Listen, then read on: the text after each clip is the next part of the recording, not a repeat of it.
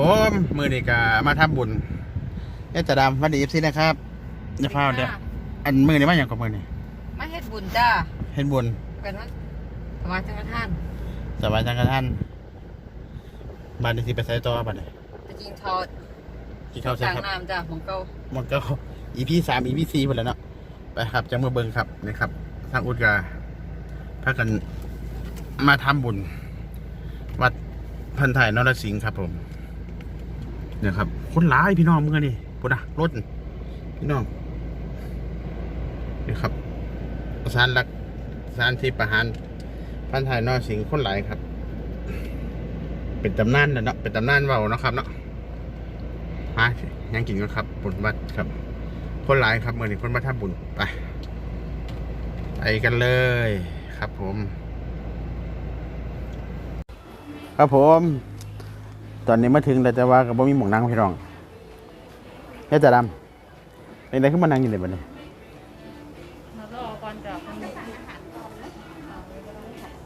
เอาสั่งอาหารรอได้เลยครับ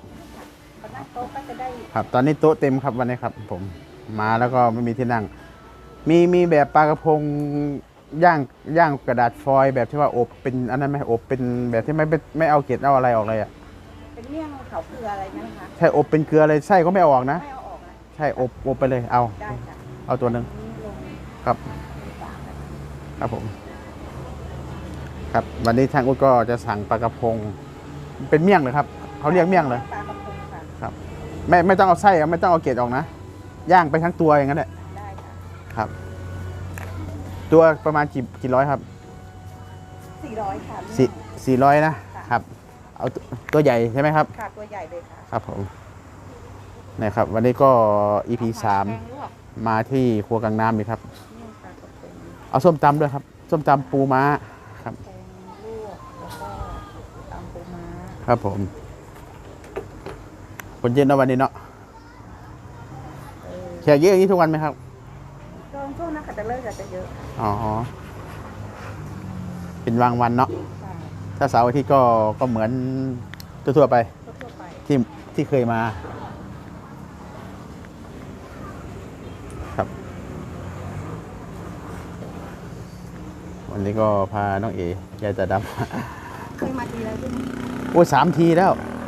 ไปเจอพี่2 หนครับมาเอาเป็นทีเลยใช่มาที่มีเมี่ยงปลากระพงแล้วก็แกงลวกแล้วก็ตำปูม้าครับผมเพราะเขานั้นน้องเจนก็เป็น FC ใช่น้องเจมไปเรียนแล้วน้องเจมไปไหนนะไปเรียนค่ะไปเรียนแล้วค่ะโอ้เติมแล้วเขาก็ทำงานเซเว่นตอนภาคกลางคืนอ๋อก็เลยไม่ได้มา3 อย่างคิดถึงเขาอยู่เหมือนกันผมฝากบอกเขาด้วยค่ะได้ครับเราต้มยำรวมมิตรน้ำข้นต้มยำรวมข้นค่ะเอาข้าวไหมคะข้าวฮะข้าวเปล่าก็ได้จานนึงถ้วยนึงหรือว่า2ครับเป็นเครื่องดื่มครับอากาศดีนะครับผมก็นี่ก็มีที่นั่งมีที่อะไรด้วยกันแต่นี่มันเป็นโต๊ะครับนั่นนะครับบรรยากาศไปครับเดี๋ยวรอแป๊บหนึ่งนะครับครับนั่งรออย่างครับเนี่ยนั่งรอมองนั่งกินข้าวเนี่ยนั่งรอมองนั่งกินข้าวไปเฮ็ดบุญมาแล้วรู้สึกเป็นยังไงจิตใจฮะตอนเที่ยงก็สบายใจดีแล้วเนาะสบายใจว่าเอาพาปิดนาวนะครับเอาพาปิดดังให้ FC มึงเนี่ยมันบ่มีอย่างหรอกครับหน้าดำบ่ดำหรอกครับเร็วเอาออกครับวัดดี FC เราไปเอาวันดีแต่เจ้าโอ้ยครับอย่าลืมกดติดตามด้วยครับกด Subscribe ครับตามด้วยกระดิ่งนะครับจะได้บ่พลาดคลิปใหม่ๆของช่างอุดครับเมื่อนี้อุดแอนเอเดินสายทำบุญนะครับพระเมียมาหาเฮ็ดบุญครับบ่ฮู้สิไปหยังน้ำมือวันหยุดเนาะอยู่แต่บ้านได้ก็เซ็งพี่น้องอยากไปเฮ็ดคลิปดังจังหวัดอยู่แต่ว่าก็บ่มีผู้ใดเลี้ยงนกเขาให้แต่ว่าก็ได้รับบ่ก่อนครับสิพิจารณาอยู่ครับมันสิไปจังได๋บ้างได้เฮ็ดจังได๋ครับเดี๋ยวค่อยเบิ่งครับผม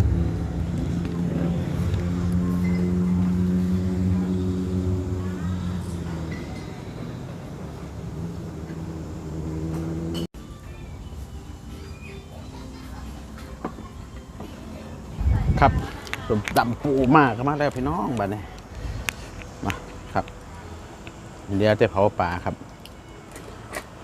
แซ่บปะเนี่ยจะด แซ่บแล้ว ำฮะเขาทาอยู่ฮะ เอาไง หอยใหญ่กินหอยใหญ่ไปเลยครับพี่น้อง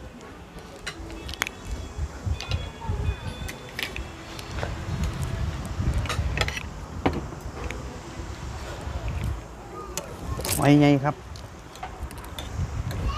ครับสวัสดีอีฟซี่ครับ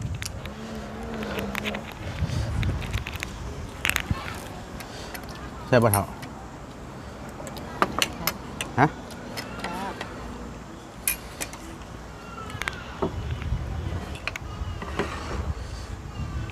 เกิดพี่น้อง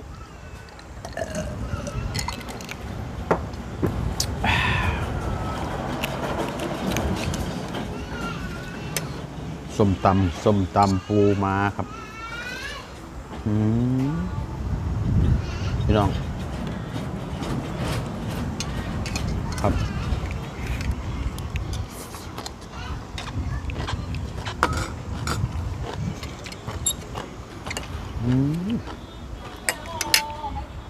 อันนี้ครัวกลางน้ำ EP 3มาถามครั้งเดียวพี่น้องแม่นบ่ ถาม4 รอบแล้ว จังหวัด 4 ครับถ้ามาทำบุญก็บ่เคยไปร้านอื่นนี่แหละครับ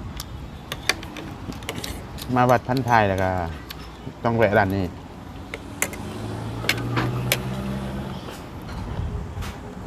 ก็เผาอร่อยครับร้านครัวกลางน้ำเนาะ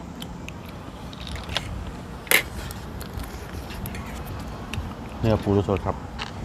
ทำ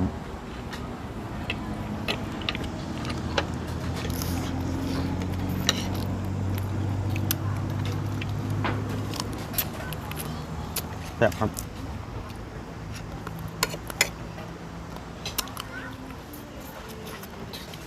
กินอิ่มเดี๋ยวก็นอนพี่น้องอ่ะกินเอฟซีบ้างนะครับ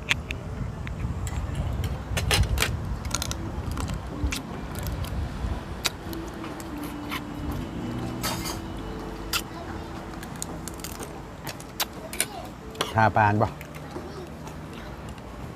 ถึงมาคุ้งบ่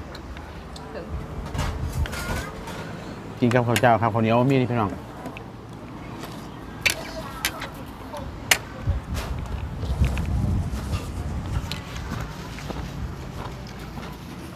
ส่วนในช่วงกินเที่ยวตลอดกับมาถ้าอยากอีกอย่างบุญนี่ในช่วงกินเที่ยวตลอดเพิ่งกินเที่ยวตลอดอยากอีกอย่างบุญนี่ครับผู้หญิงผู้นายน่ะเพิ่ง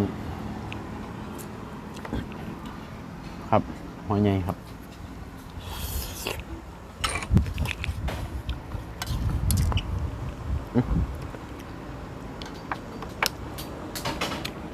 กินโดยพี่น้องย่ามกินได้กินบ่ได้ครับ ข้าวให้อ้วนอยู่แล้วอยากกิน ฮะ กินอะไรกับข้าวให้อ้วนอยู่แล้วอยากกิน แม่นบ่มาทำบุญแล้วมีความรู้สึกเป็นยังไงครับ คนทอดเฮ็ดบุญก็ต้องสบายใจทำบุญทำทานเดี๋ยวกับนายเวรที่สั่งนั่งใหม่ อ๋อเงินร้านเป็นครับคุณครับ ทำบุญทำทานสบายจังไงท่านเนาะก็ได้บุญ เสียบไปน้องหมอน้ำซุปนี่จังสิได้มากินรอบมึงอ่ะรอบมึงพักนี่แซ่บด้วยครับพักเอียงเข้าห้องพักเอียงดอกกล้วยไม้ ท่านดอกกล้วยไม้ อันท่านไปจอดยังเอียงดอกกล้วยไม้นี่พี่น้องเลยดอกกล้วยไม้กินได้พี่น้องกล้วยไม้ที่เขาปลูกเห็นบ่ แม่น ดอกกล้วยไม้ก็กินได้พี่น้อง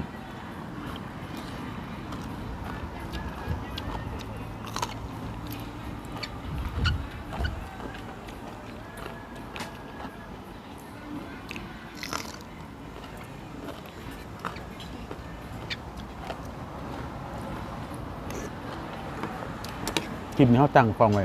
แต่ว่าถ้าเวลามันยาวต้องตัดด้วยครับพี่น้องต้องได้ตัดคลิปเพราะว่าผมตั้งท้ายยาวได้กี่คัน มันบ่มีมือบ่มีทางภาพเนาะครับแบบเนาะ แซ่บ หึ แซ่บเนาะ ได้ใจหักคนเดียวผู้เดียวเรา โอ้ยหักกว่าเราไปหักให้เรา กวนใหญ่แต่ดับพี่น้อง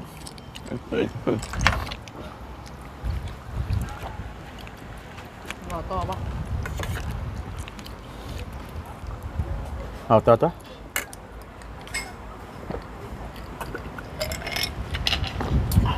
ลูกเอาน้ำแข็งใส่จะบึนได้ไหมยัง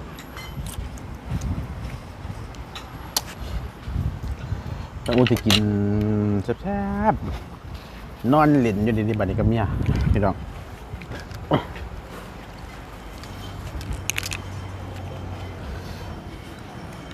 ย่างไปเบิ่งกล้องดูเถามันเห็นหัวบ่เถา พี่น้องเอ้ยบ่มีมือผับสั่งผับ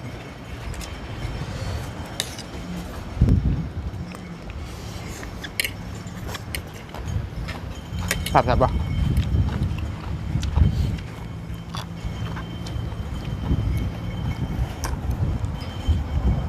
หอยตัวใหญ่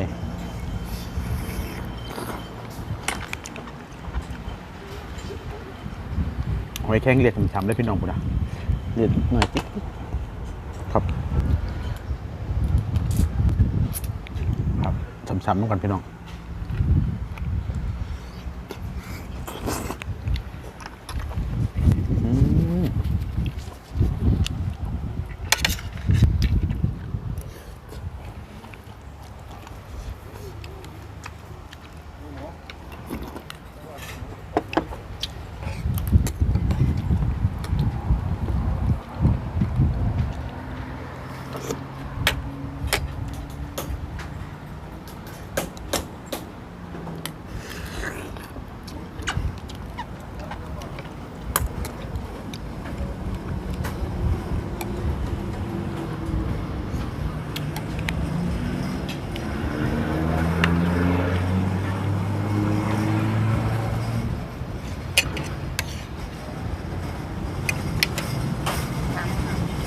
พี่น้อง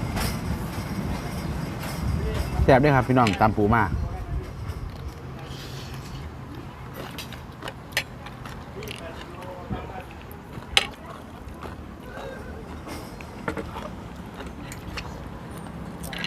ปลาเผาพัฒนาอยู่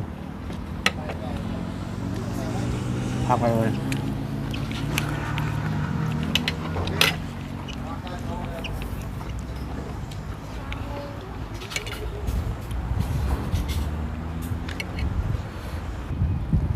มาพี่น้องมามุ้ย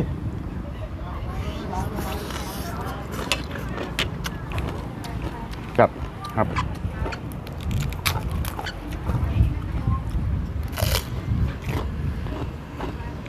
ต้มตำปูม้าใช่ครับ